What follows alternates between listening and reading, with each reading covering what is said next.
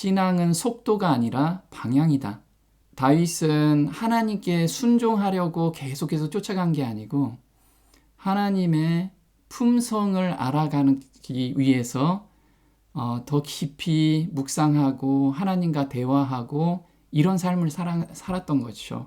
그래서 우리 다 지금 하나님께 어떤 방향으로 가고 있는지, 내가 지금 순종을 하고 싶은데 순종이 안 되는 이유가 무엇인지 그걸 발견하는 시간이 좀 됐으면 좋겠습니다. 우리가 흔히들 이런 질문을 하게 됩니다. 다른 사람들은 신앙이 성장하는 것 같은데 나만 멈춰 있는 것 같다. 오히려 퇴보하는 것 같다. 이런 고민을 좀 해보죠. 또 예수님이 곧 재림하실 것 같은데 나는 언제 온전하게 잘할 수 있을까? 이런 고민도 해봅니다. 또 매일 죄와 싸우는데 어떤 죄는 하나님의 새 마음을 받아서 온전한 그 자유함을 얻었는데 또 넘어지는 죄에선 계속 넘어지고 있는데 이것이 정말 성장하고 있는 것인지 우리가 정체기에 딱 들어가 있는 모습을 봅니다. 그러면 지금 원인이 있기 때문에 이런 결과가 나타나는 거잖아요. 그래서 원인을 해결하면 지금 이런 고민들이 다 해결이 된다는 거죠. 그래서 오늘 그 고민을 해결하는 그런 시간이 좀 됐으면 좋겠습니다. 하나님의 성품을 알 때 해답을 찾을 수 있다. 이게 시편 9편 1절에 내가 전심으로 여호와께 감사하며 주의 모든 기사를 전하리이다. 내가 주를 기뻐하고 즐거워하며 지극히 높으신 주의 이름을 찬송하리니. 여기서 보면요, 내가 전심으로 여호와께 감사를 할 때 모든 기사를 전하게 된대요.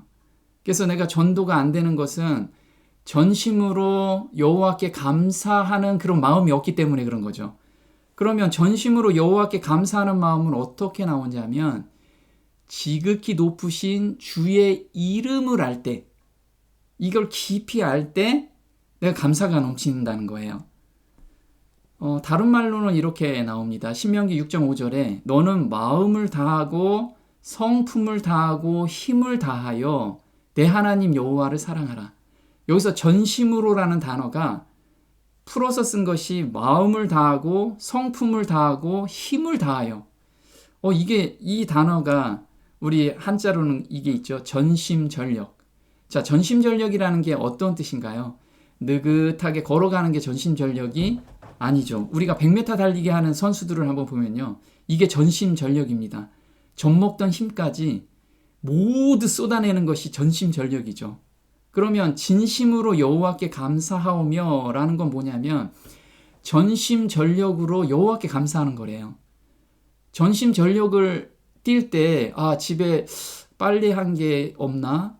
또는 무슨 걱정하면서 전심전력할 수가 없죠. 전심전력이라는 것은 한 목표를 향해서 계속해서 달려가는 모든 것이 거기에 집중되는 것이 전심전력이라는 거예요. 그러면 지금 다윗은 감사할 때 아침에도 감사하고 점심에도 감사하고 저녁에도 감사하고 잠잘 때도 감사하는, 이게 전심전력해서 감사한다는 거예요. 내가 우리 삶 속에서 정말 감사가 그렇게 나오는지 한번 우리가 돌아봐야 돼요. 그렇게 감사가 안 나오면 자연스럽게 하나님의 기사를 전할 수도 없는 거예요. 전하면서도 힘이 안 나는 거죠. 근데 여기서 한 가지 의문이 뭐냐면 마음을 다하고 성품을 다하고 힘을 다하여 내 하나님 여호와를 사랑하라. 우리가 사랑한다는 게 내가 저 사람 사랑해야지, 그렇게 다짐한다고 사랑이 되나요? 사랑은 그렇게 해서 되는 게 아닌데 하나님께서는 그렇게 사랑하래요. 이 뜻이 정말 그런 뜻인지를 우리가 좀 깊이 연구해 봐야 될 내용인 것 같습니다. 사랑은 노력한다고 할 수 있는 게 아니라는 거죠. 그럼 사랑은 어떻게 하냐면 우리가 부모한테 효도하는 거하고 똑같습니다. 우리가 철이 들지 않을 때는 부모님한테 가끔 용돈을 보내줄 수 있어요. 근데 철이 들면 용돈뿐만 아니고 어떻게 하면 부모님을 즐겁게 해줄까? 부모의 말을 거역하고 싶지 않은 그런 마음이 저 밑바닥에서부터 막 올라온다는 거죠. 그래서 우리가 철이 들어야 돼요. 철이. 이게 마음을 다하고 성품을 다하고 힘을 다한다는 것이 철이 들면 여호와를 그냥 사랑하게 된다는 거예요. 그럼 철이 든다는 게 무엇인지 한번 보도록 할게요. 우리가 지금 어느 산을 오르기 위해서 전심전력을 다하고 있는지를 한번 봤으면 좋겠습니다. 우리는 목표 지점이 품성을 닮아가는 깃발이 있어요. 그래서 우리가 평상시에 예수님의 품성을 닮아가기 위해서 노력을 하고 있죠. 이 산을 갈 거냐 아니면 품성을 알아가는 깃발로 갈 거냐. 지금 높은 산이 두 개가 있는데 우리가 잘못된 산으로 지금 전심전력으로 달려가기 때문에 신앙이 너무 힘든 거예요. 그리고 이 품성이 다른 사람한테 전가가 안 되는 거고. 우리는 지금 어느 산을 가고 있나요? 저는 예전에는 품성을 닮아가는 삶으로 전심전력을 했어요. 그러다 보니까 신앙이 힘든 거예요, 계속. 자, 부모의 입장이 되어서 자식을 키워보면 부모님의 사랑과 희생이 얼마나 컸는지를 이론적으로 아는 게 아니고요. 뼛속 깊숙이 그게 그냥 우러나와요. 우러나온다는 거. 다들 경험하시죠? 부모님의 마음을 아프지 않게 하고 싶은 마음이 절로 생겨난다는 거예요. 그럼 여기서 내가 부모님한테 효도해야지 매일 작심을 하고 무엇인가를 하려고 하면 할수록 힘들잖아요. 이게 품성을 닮아가려는 깃발에서 내가 목표를 잡고 간다는 거예요. 근데 부모님의 사랑을 알면 알수록 그건 자연스럽게 나온다는 거죠. 호세아서 6장 3절에 우리가 여호와를 알자. 힘써 여호와를 알자. 여기서 보면요. 여호와를 닮아가자. 힘써 여호와를 닮아가자. 이렇게 쓴 게 아니고요. 여호와를 알자. 힘써 여호와를 알자. 무엇을 안다? 여긴 여호와라는 단어는 품성을 나타낸다고 지난 시간에 저희가 말씀을 드렸는데 여호와의 품성을 알자. 정말 그분의 품성을 알면 자연스러운 건데 우리는 품성은 말고 천국 가고 싶어가지고 무엇인가를 하고 싶은 거예요. 계속. 그의 나오심은 새벽빛같이 일정하니 비와 같이 땅을 적시는 늦은 비와 이른 비같이 우리에게 임하시리라. 그래서 하나님의 품성을 알면 알수록 촉촉히 늦은 비와 이른 비가 우리한테 내린다는 거예요. 그러면 그건 자연스럽게 곡식이 열리고 씨가 발아돼서 나무가 자라는 그런 것은 자연스러운 거라는 거죠. 하나님의 이름을 알게 되면 전심으로 감사가 흘러나온다. 그래서 시편 9편의 핵심 구절은 10절입니다. 여호와여 주의 이름을 아는 자는 주를 의지하오리니 이는 주를 찾는 자들을 버리지 아니하심이니이다. 다윗은 주를 닮아가기 위해서 내가 전심전력을 했어요. 이 마음 알아주세요. 이렇게 얘기한 게 아니고요. 주의 이름, 주의 성품을 아는 자는 주를 의지하오리니. 그래서 다윗은 어떠한 환경과 힘든 환경에서도 주의 품성을 알았어요. 하나님의 품성을 알았기 때문에 그 품성에 온전히 그 가슴에 온전히 폭 빠지고 의지할 수 있었다라는 거예요. 그 품성을 우리는 알아가야 된다는 거죠. 여기서 알다라는 뜻은 원어로는 야다라고 하는데 인격적이며 친숙한 관계를 나타내요. 그래서 다윗은 매 순간 여호와하고 하나님하고 인격적인 관계를 가졌어요. 힘들 때, 자기가 어려울 때 토로하면서 위로를 받고 이런 관계를 가졌다라는 거예요. 근데 이런 관계를 가진 사람이 또 누가 있었죠? 네, 모세가 있었습니다. 여호와께서 모세에게 이르시되 너희 말하는 이 일도 내가 하리니 너는 내 목전에 은총을 입었고 내가 이름으로도 너를 알미니라. 출애굽기 33장 17절인데 내가 너 알아 라는 게 아니고 내 이름으로도 너를 안다 라는 건 뭐냐면 나의 품성적으로도 너를 알아. 너의 품성을 내가 안다. 이거를 지금 말씀하고 계시는 거예요. 소통이 됐다라는 거예요. 이신전심. 마음이 통했다라는 거예요. 하나님하고. 이걸 지금 이야기를 하고 있는 거죠. 출애굽기 33장 11절에는 사람이 그 친구와 이야기함 같이 여호와께서는 모세와 대면하여 말씀하시며. 그래서 매 순간 모세는 여호와와 대면하면서 정말 너무 친숙하게 그렇게 삶을 살았고 매 순간 살았다라는 거예요. 이런 삶을 살 때 우리가 순종이 나오고 하나님의 역사를 경험할 수 있다라는 거죠. 그래서 다시 시편 9편 1편에 보면요. 여호와의 품성을 안 다윗은 내가 전심으로 여호와께 감사하오며 이 고백이 나왔던 거예요. 신앙은 속도가 아니라 방향이다. 그럼 어떤 방향이냐 이거죠. 우리가 저 목표 지점, 저 산으로 넘어가야 되는데 아까 그 고민 이야기했죠. 신앙이 빨리 성장하는 것이 목표냐. 난 빨리 자라고 싶은데 왜 안 자랄까? 이 고민, 나는 빨리 이 죄에서 벗어나고 싶은데 왜 안 될까? 이 고민으로 우리가 그 산을 향해서 처복종시켜야 되는 거냐? 하나님의 품성을 더 깊이 알아가는 그 산으로 우리가 목표를 잡고 가야 되는 거냐? 우리는 품성을 알면 알수록 죄와 세상은 점점 떨어지고 하나님께 효도하고 싶은 마음이 절로 생긴다는 거예요. 역대하 16장 9절에 여호와의 눈은 온 땅을 두루 감찰하사 전심으로 자기에게 향하는 자를 위하여 능력을 베푸시나니. 그래서 지금 능력을 베푸시는 것은 그 앞단에 뭐냐면 전심으로 자기에게 향하는 자래요. 향하는 게 방향이잖아요. 어느 방향으로 갈 거냐. 전심으로, 전심전력으로 어떤 방향으로 달려가는 사람한테 죄를 이기는 능력, 그 다음에 세상을 이기는 능력, 유혹을 이기는 능력을 경험하게 된다는 거예요.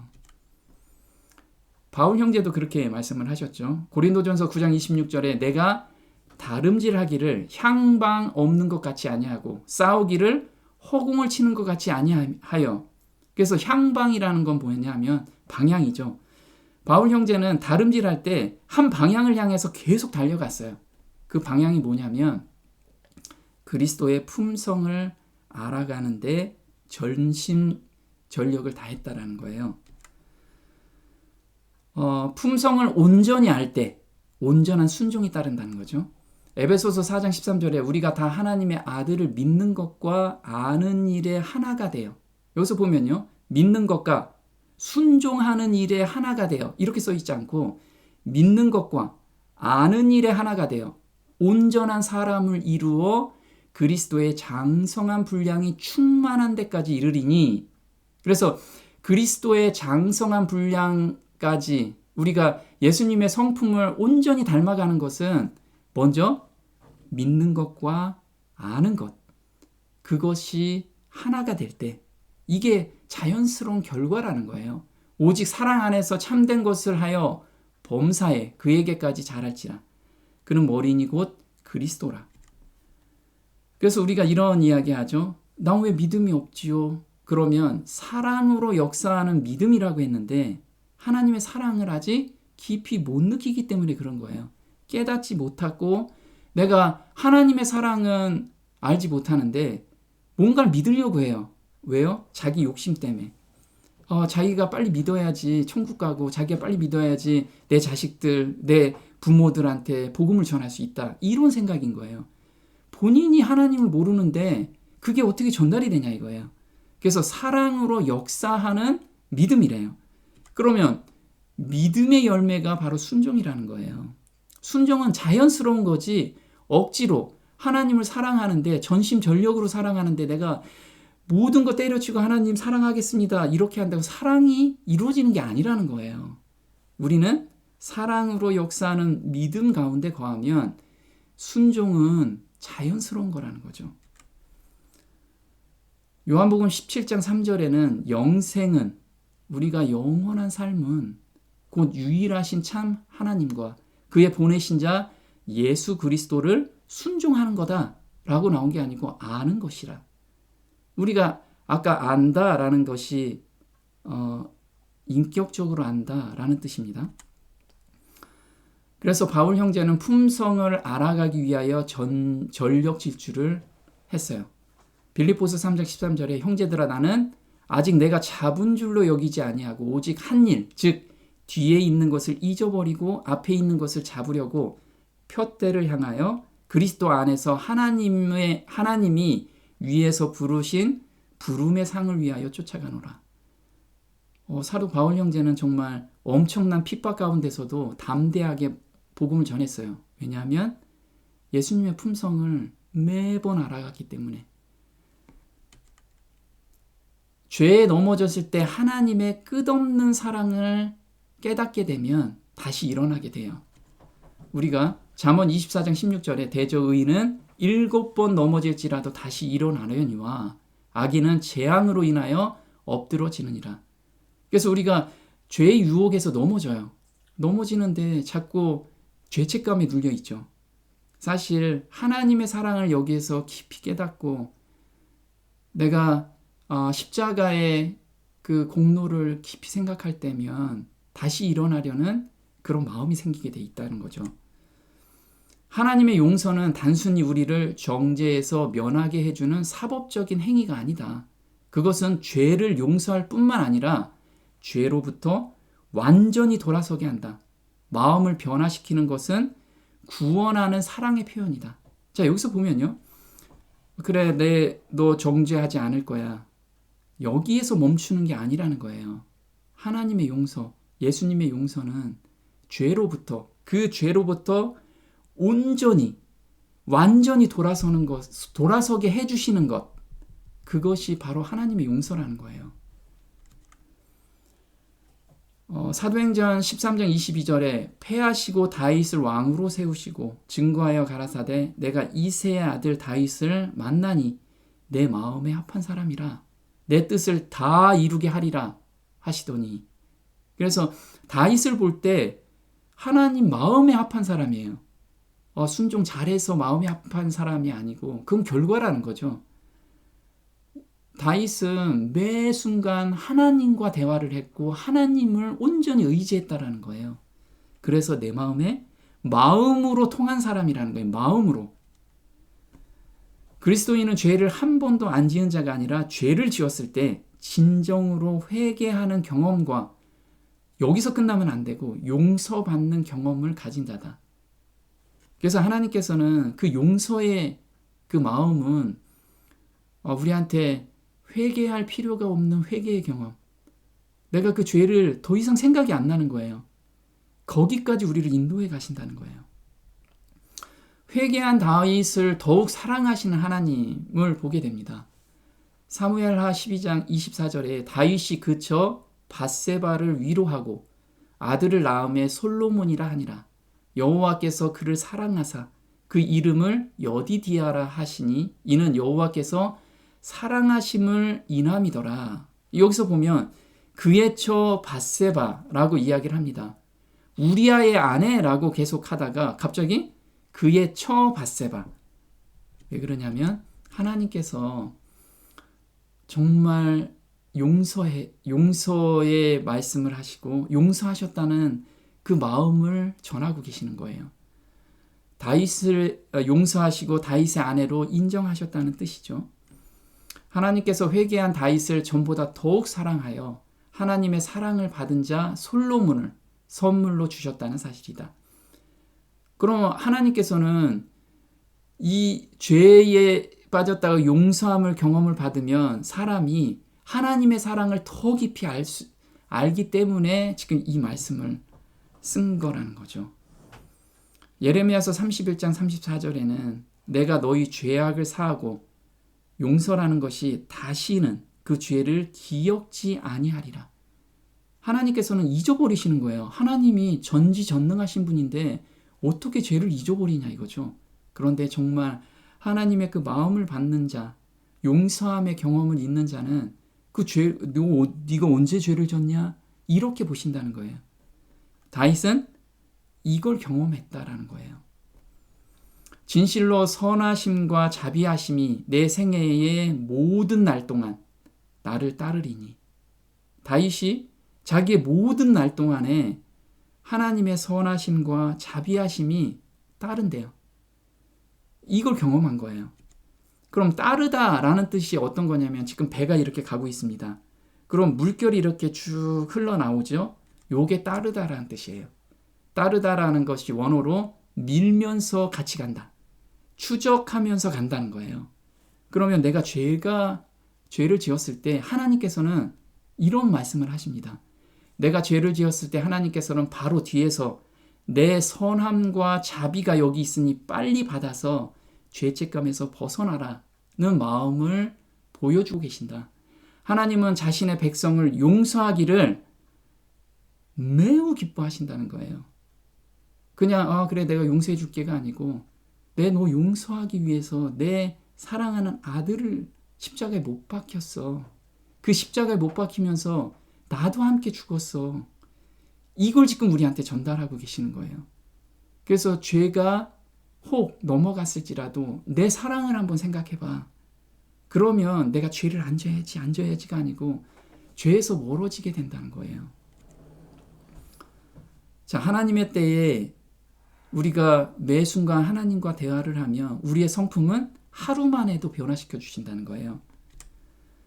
때에 미디안 사람 상고들이 지나는지라 이들이 요셉을 구덩이에서 끌어올리고 은 20개의 그를 이스마엘 사람들에게 팔매 그 상고들이 요셉을 데리고 애굽으로 갔더라. 창세기 37장 28절인데요.